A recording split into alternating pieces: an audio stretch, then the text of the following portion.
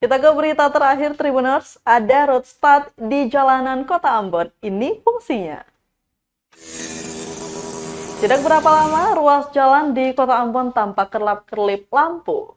Nah, Tribuners, lampu yang terpasang di pertengahan jalan adalah road start atau paku jalan. Biasa juga disebut lampu marka jalan. Mulai terpasang sejak Desember 2022 di sepanjang jalanan Insinyur M. Putuhena Poka, Kecamatan Tuluk, Ambon. Hingga saat ini, road start telah atau terpasang di banyak ruas jalan. Di antaranya Jalan Jenderal Sudirman, Jalan Walter Monginsidi, hingga perbatasan Negeri Suli dan Negeri Tulehu, Maluku Tengah. Lampu marka jalan tersebut terpasang tepat di garis marka jalan. Alat tersebut ternyata memiliki fungsi penting, yakni sebagai pembatas antara lajur kiri dan kanan di jalan raya. Bentuknya kotak dan menonjol dengan ditenagai baterai dan tenaga surya.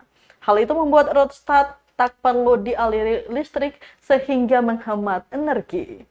Karena pemasangannya di aspal, road start dirancang cukup kuat hingga mampu menahan beban hingga berton-ton.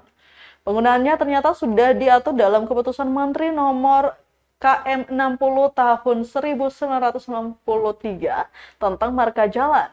Berdasarkan aturan tersebut, road start mampu menggantikan garis pada permukaan jalan.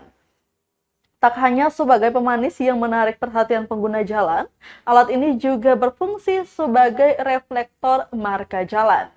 Jadi, meskipun kondisi jalan berkabut saat hujan deras di malam hari, pengendara tetap dapat melihat dengan jelas pembatas jalan sehingga mencegah terjadinya kecelakaan.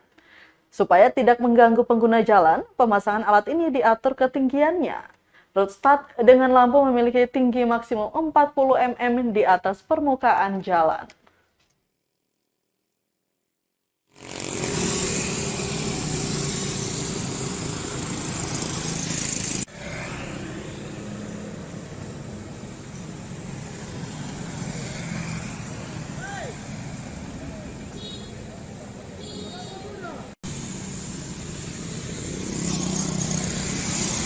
Terima kasih sudah nonton. Jangan lupa like, subscribe, dan share ya.